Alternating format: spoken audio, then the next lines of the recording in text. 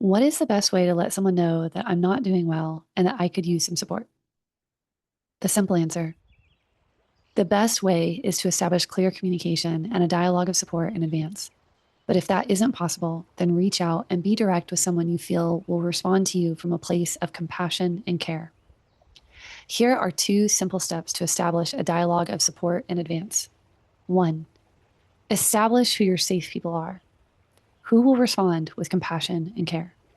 And two, have a conversation with each of them today, letting them know one, what you would say if you were in a dark place and in need of support, and two, how you would like for them to respond.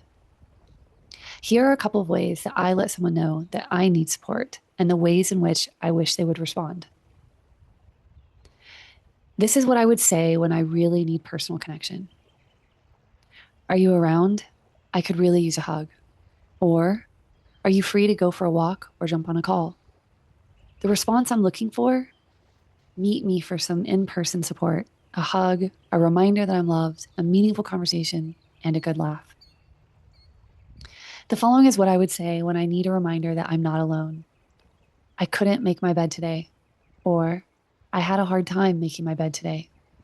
The response I'm looking for: remind me that I am loved.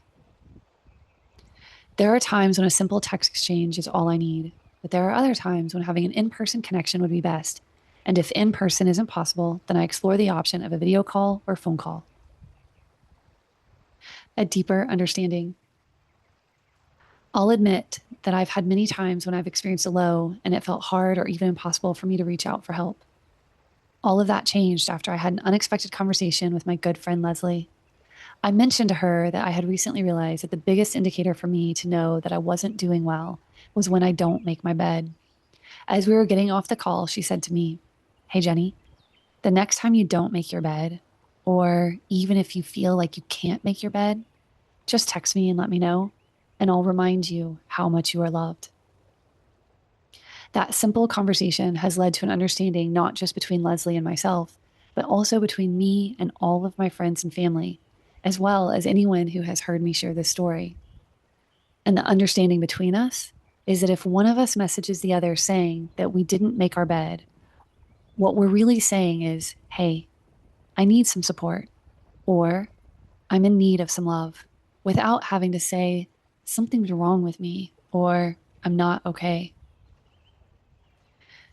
Because I've had such open communication with my friends and family, we also understand that if we reach out for support, we are not saying, "Ask me what's wrong," or "I need you to fix me or fix my problem." Sometimes we don't know why we couldn't make our bed. Sometimes we don't have a problem to fix. And sometimes, more than anything, we are simply having a moment when we just need to be reminded that we are loved. This line of communication has become a regular way for me to check in with my friends. It's not uncommon for me to send or receive a message that says, "Hey, I'm checking in. Did you make your bed today?" It's also become an easy and fun way to update each other after we've gone through challenging times. I can't tell you how many times I've received a message from various friends that simply says, "I made my bed today." These always make me smile. It's simple, it's easy, it's comfortable, and it's even a little playful.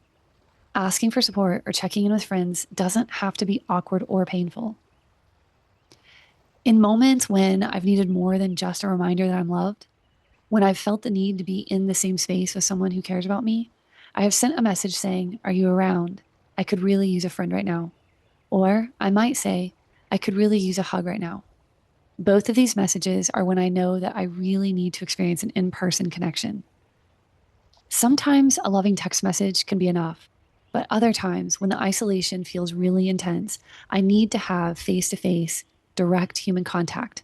But because many of my closest friends do not live near me, I often rely on phone calls and, when possible, video calls. If I can't physically be close to someone when I'm in pain, then the next best thing is to hear their voice, and even better is to see their face. Again, asking for support or checking in with someone doesn't have to be dramatic or unpleasant, but it is beneficial to have an initial conversation to establish your line of communication and what the expectations are.